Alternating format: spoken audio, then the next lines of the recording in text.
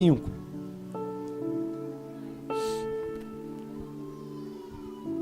Hoje eu quero poder ensinar um pouco.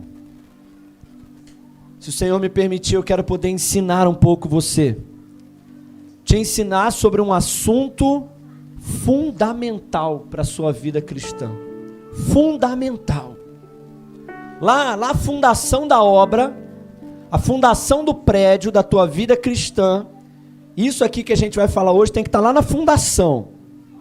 Se não tiver na sua fundação, você não vai conseguir ter uma vida cristã muito sólida e edificada. Mas se isso daqui estiver lá na fundação, faz parte da fundação, né? E nós estamos no mês de março, e o mês de março tem um tema. Qual é o tema do mês de março? Tetelestai, está consumado. E hoje eu quero falar sobre o propiciatório. Olha que palavra difícil. Propiciatório. Esse mês de março eu estou muito cultura, irmão. Estou falando muito difícil. Muito eloquente. Êxodo no capítulo 25, eu quero que você leia o verso 10 e o verso 16. E depois que a gente lê, eu quero pedir a minha ajudante de palco. Ela vai me ajudar, que eu quero mostrar para você de forma visual. Êxodo capítulo 25, verso 10. Aleluia, obrigado Espírito Santo pela tua palavra. Continua falando conosco em nome de Jesus. Também farão uma arca de madeira de cetim, e o seu comprimento será de 2 côvados e meio, e a sua largura de 1 côvado e meio.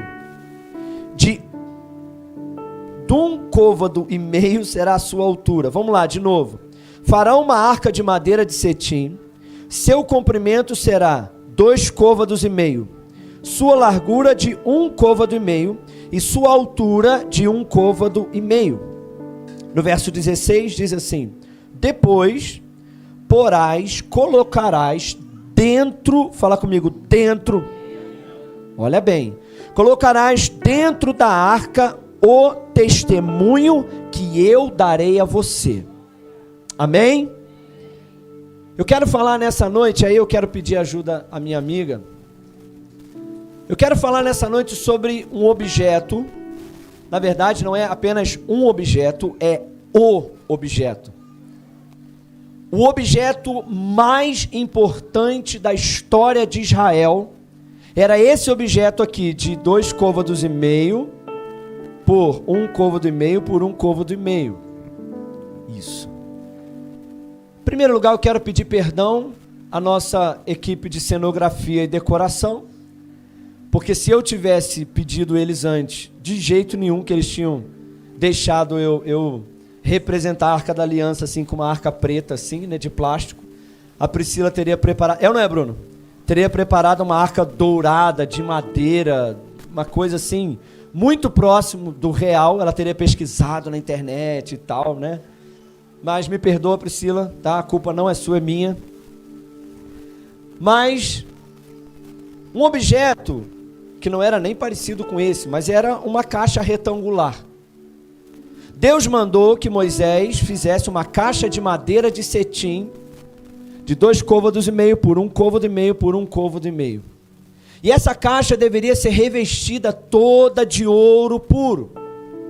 E o que era essa caixa? Era a Arca da Aliança de Deus. E essa arca, meus irmãos, ela representava a própria presença de Deus na terra. Era Deus habitando dentro daquela arca, era Deus habitando representado naquela arca. Aquela arca era o objeto mais importante do mundo para o povo de Israel, porque representava a presença de Deus no meio do povo. E a Bíblia diz que Deus falou para eles fazerem essa arca, revestirem de ouro, e depois eles deveriam colocar o testemunho que Deus daria a eles. Que testemunho era esse? Deus mandou que Moisés colocasse 3 objetos dentro dessa arca. Fala comigo, 3 objetos. Fala assim, 3 testemunhos. Os 3 testemunhos que tinham ali dentro era, em primeiro lugar, um pote com o pão que caiu do céu. Um pote com maná. Isso lembrava o povo da provisão de Deus. Deus, provedor. O segundo objeto que tinha dentro dessa arca era uma vara de amêndoa. E essa vara de amêndoa lembrava ao povo de quando o povo se rebelou contra Moisés e Arão, e Deus fez com que a vara de Arão, mesmo quebrada, mesmo cortada, ela florescesse da noite para o dia. E essa vara de amêndoa dentro da caixa representava a autoridade de Deus dada aos homens. E o terceiro objeto que tinha dentro dessa caixa eram dois. Era o testemunho, que eram duas pedras. Duas pedras que foram escritas pelo próprio dedo de Deus. E nessas pedras estavam os 10 mandamentos. Quantos mandamentos? 10 mandamentos é muito? 10 é muito, irmão? 10 é um número grande? Se fosse 100, 200, 300, né? Mas só 10. Deus poderia ter escrito 600, 1.200 mandamentos. Mas Deus escreveu apenas 10 mandamentos simples, perfeitos e bons para a nação de Israel. E Deus mandou que fosse colocado esses 3 testemunhos ali dentro. Mas sabe o que acontece, irmãos? Presta atenção. Em primeiro lugar, a provisão de Deus através do pote de maná.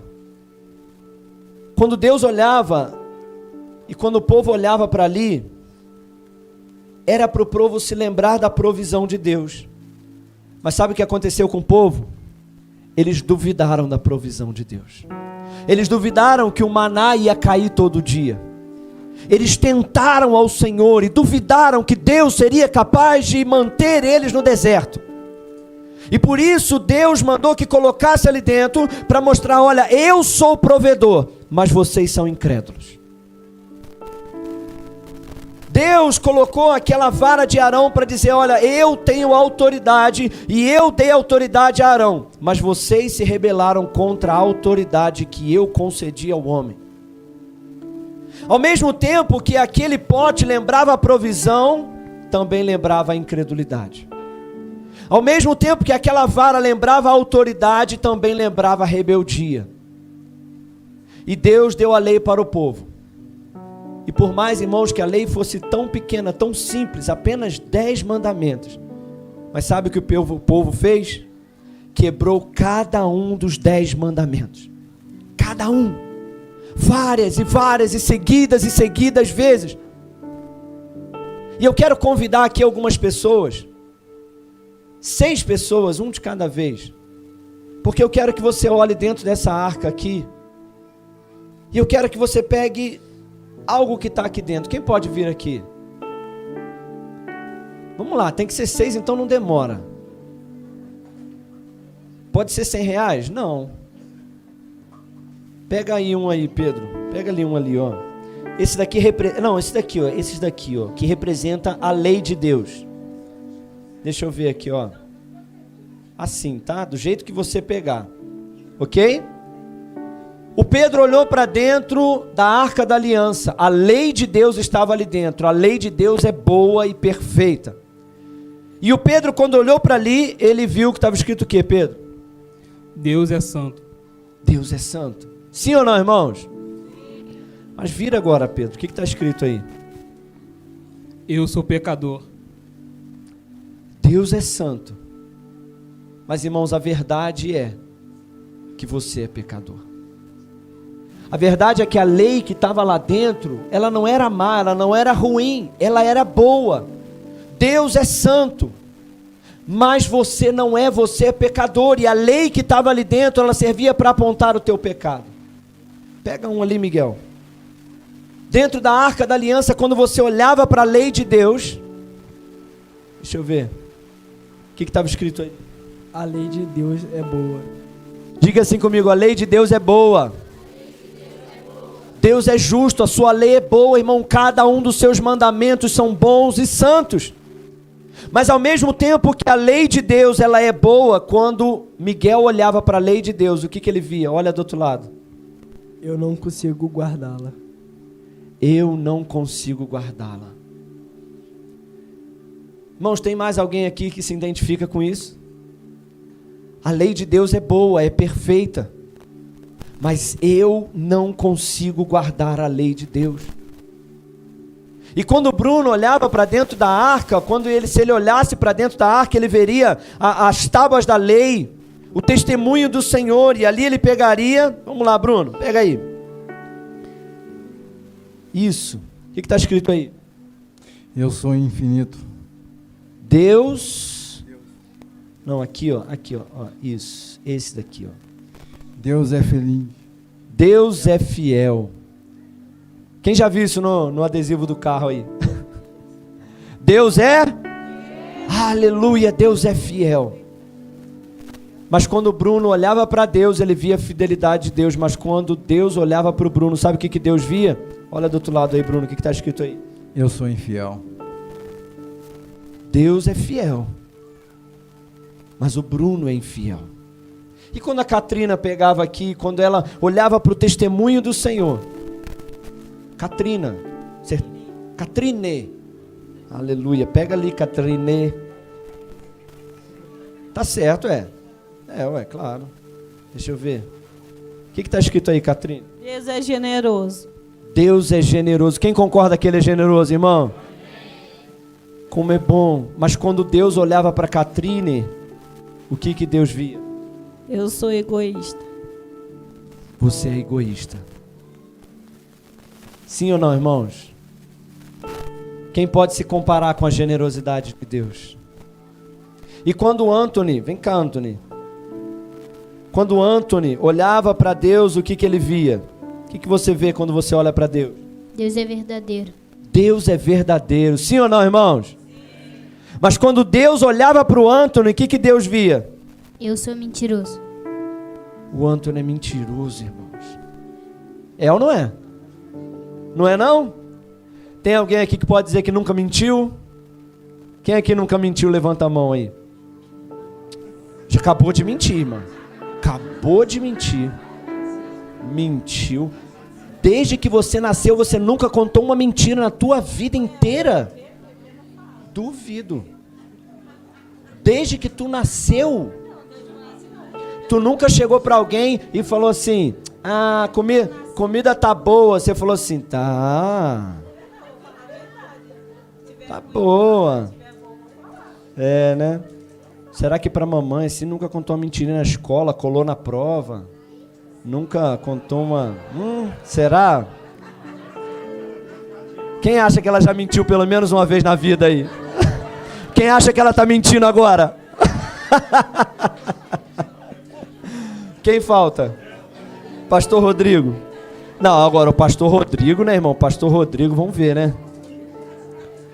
Quando o pastor Rodrigo olha para Deus, o que ele vê? Me deu a vida. Deus te deu a vida. Mas quando Deus olha para você, meu amigo, o que Deus vê? Eu escolhi a morte. Nós escolhemos a morte. Pode sentar. Pode ficar. Presente para vocês. Irmãos, a Bíblia diz que Deus mandou que o povo construísse uma arca. E você sabe por que Deus proibiu as pessoas de olharem dentro daquela arca? Presta atenção. Qualquer ser humano que fizesse o que eles fizeram aqui agora, olhasse dentro da arca, eles morreriam imediatamente. Por quê?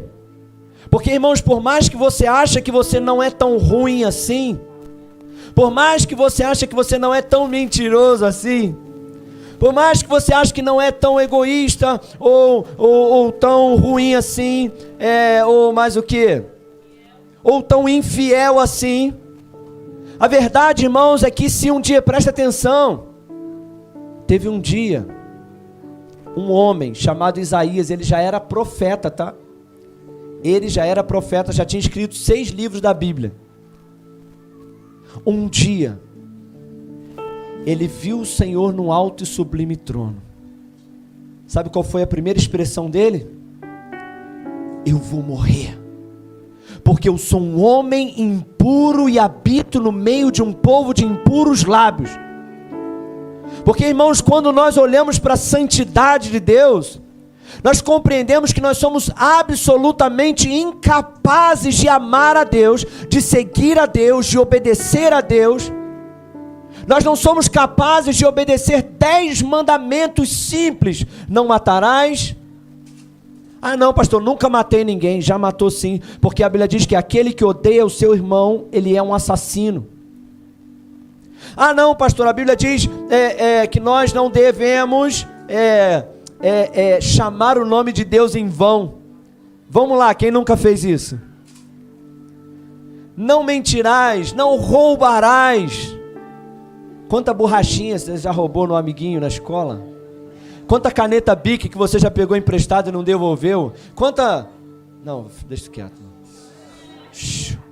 Quanta paleta que você já não roubou na sua vida? Ah, agora Deus falou comigo aqui, hein? Quanta mentira, quanto roubo, quanto egoísmo, quanto engano, quantos pecados nós já cometemos contra Deus. Agora escuta o que eu vou te falar. Deus não podia se relacionar com o homem. Você precisa entender isso, irmãos. Deus não pode se relacionar com você. Deus não pode te ouvir. Deus não pode te abençoar. Deus não pode ser teu pai. Deus não pode ser teu Deus. Você não pode ir para o céu. Você não tem a menor condição. Pastor, mas eu conheço uma pessoa que, olha, ela não é crente não, ela não crê em Jesus não. Mas olha, falta só isso para ela ir para o céu, irmão. Porque ela é melhor do que muito crente. Duvido. Pensa na melhor pessoa que você conhece. A pessoa mais boa que você conhece. Pensou? A Bíblia diz que essa pessoa, a sua garganta é como um sepulcro. A Bíblia diz que não há ninguém que busque a Deus, ninguém que teme a Deus, ninguém que ama a Deus. Ninguém. Porque todos pecaram e destituídos estão da glória de Deus.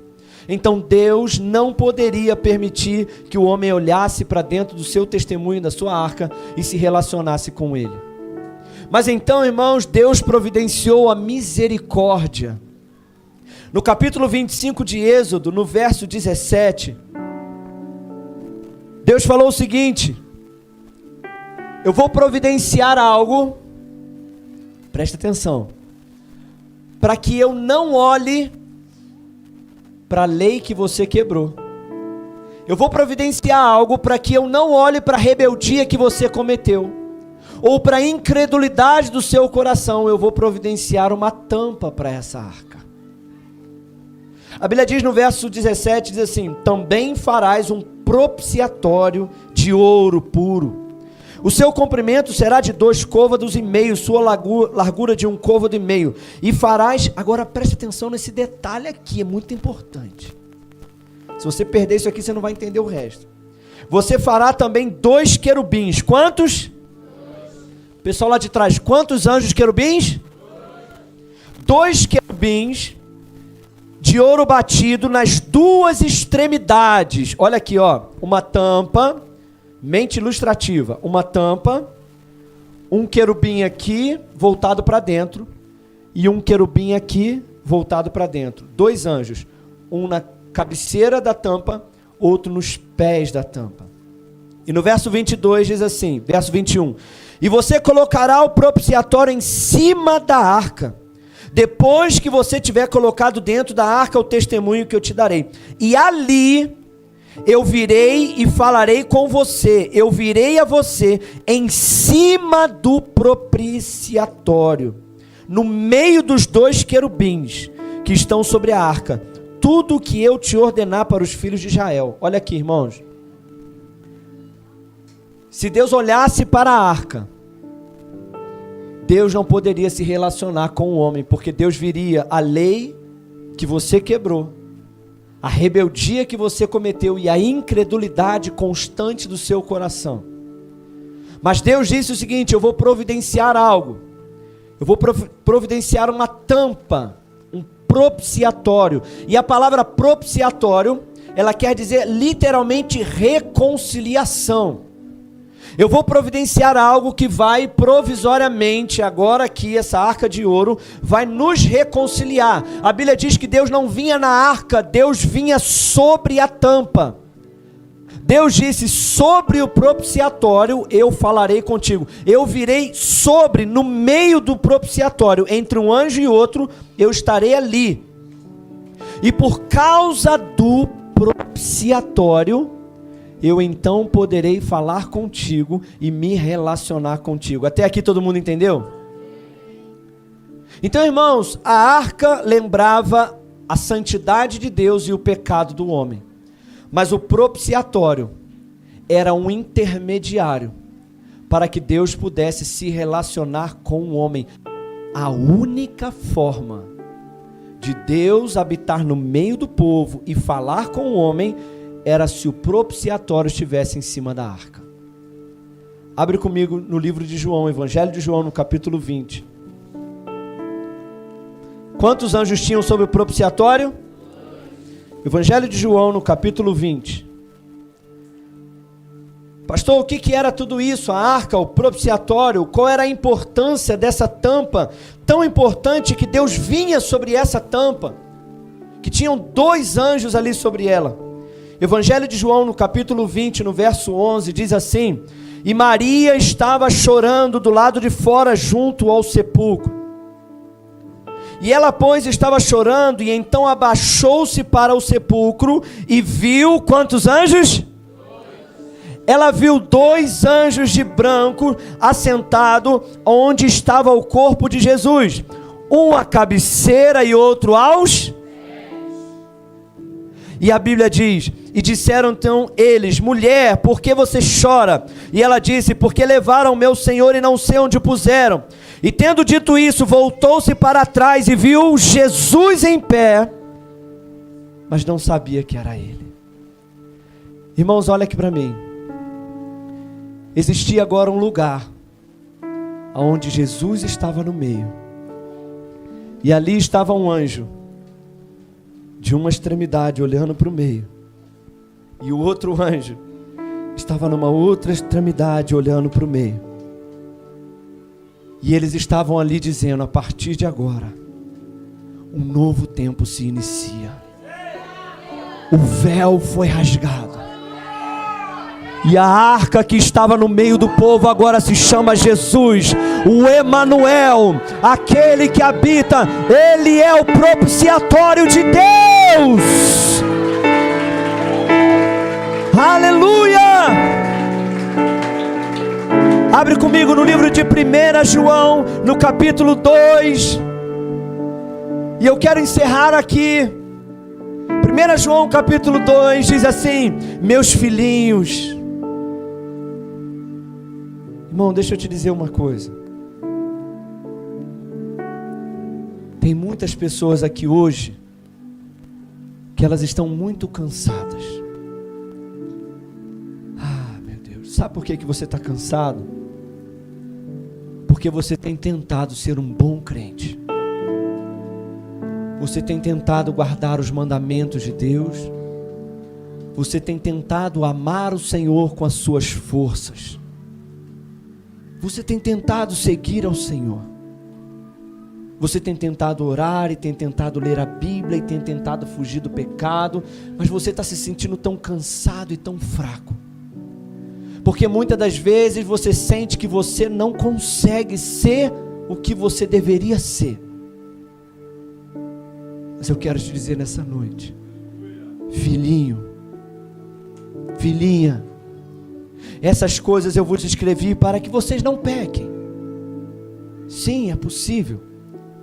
Mas ele diz, mas se vocês pecarem, mas se vocês errarem o alvo, se vocês se rebelarem, se vocês duvidarem da provisão, porque quantos aqui estão se autoflagelando, se autocondenando, porque você quer com todas as suas forças crer no maná que vai cair amanhã, mas alguma coisa dentro de você ainda insiste em duvidar da provisão.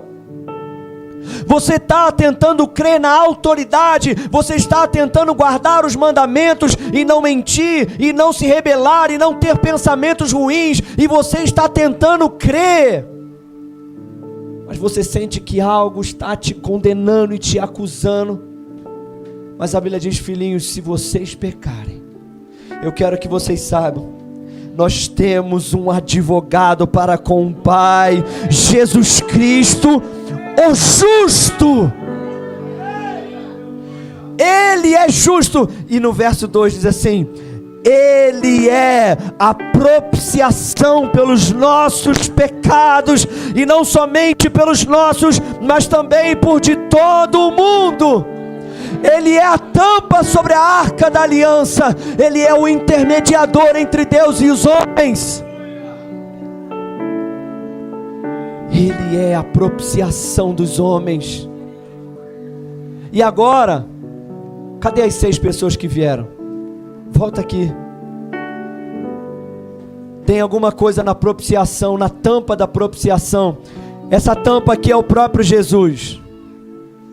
Essa tampa aqui é o próprio Jesus. E antes vocês viam a Deus, mas viam os seus pecados, e vocês tentavam se relacionar com Deus, se esforçando para tentar agradar a Deus. E quantas pessoas estão aqui tentando agradar a Deus, mas você sente que você não consegue agradar a Deus de jeito nenhum? Mas eu quero te dizer uma coisa: Jesus é a propiciação.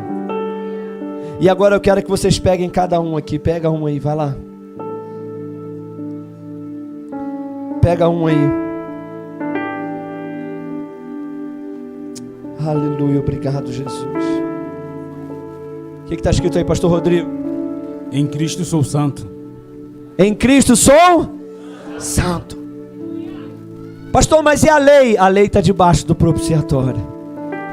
Deus não está olhando a lei, Deus está olhando o Filho dele cobrindo a arca. O que está escrito aí, Miguel? Em Cristo não há mais condenação. A lei me condena, mas em Cristo já não há mais condenação, porque Ele é a propiciação. Anthony, o que está escrito aí? Cristo me perdoa. Cristo me perdoa. A lei me condena, Cristo me... Eu tenho um advogado, Jesus Cristo, o justo. O que está escrito aí, Bruno? Cristo me reconcilia. Cristo me reconcilia com Deus, aleluia. Não é pelo meu esforço, não é porque eu tento, não é porque eu consigo guardar a lei, mas Ele é a própria reconciliação. Tiago, o que está escrito aí? Cristo me dá acesso ao Pai. Cristo me dá acesso ao Pai. Catrine, o que está escrito aí? Cristo me dê sua justiça.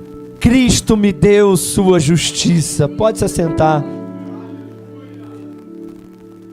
Irmãos, eu quero te dizer nessa noite. Nós estávamos conversando, né, Júnior? Irmãos, como é difícil confiar em advogado. Você já precisou de um advogado? 2 raças. Espero que não tenha nenhum advogado aqui, irmão. Por favor. Tem advogado aí, irmão? Por favor, misericórdia. Tem? Não vou falar mal de advogado não, irmão, pelo amor de Deus. É só mecânico. Mecânico é terrível, né, irmão? Mas olha, mas a gente não falou mal de advogado não. Nós falamos de um advogado temente a Deus, não é verdade? Porque tem advogados temente a Deus, assim como tem mecânicos temente a Deus. Aleluia, Júnior? Glória a Deus. Mas, irmãos, é tão difícil confiar em um advogado, porque você está confiando a sua vida a ele, as decisões. Mas a Bíblia diz que nós temos diante do Pai um advogado, Jesus Cristo, o justo. Ele te defende. Se pecar, Jesus Cristo é o teu advogado. Se pecar, Ele é a tua propiciação. Se pecar, Ele é a tua reconciliação. Se cair, o sangue está sobre, está no meio ali.